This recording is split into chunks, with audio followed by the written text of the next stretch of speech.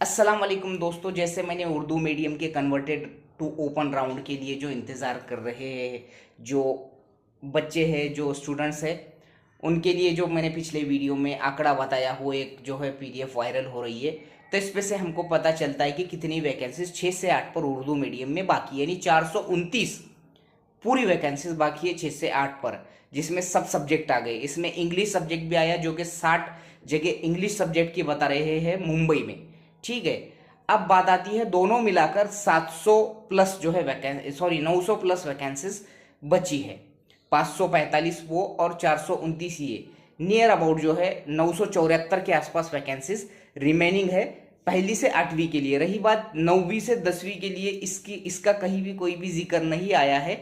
एक या दो वैकेंसीज बची है जो कि कारंजा लाड नगर परिषद में है और एक और कहीं पर है। तो ऐसी दो वैकेंसीज 9 से 10 पर बची है उर्दू मीडियम।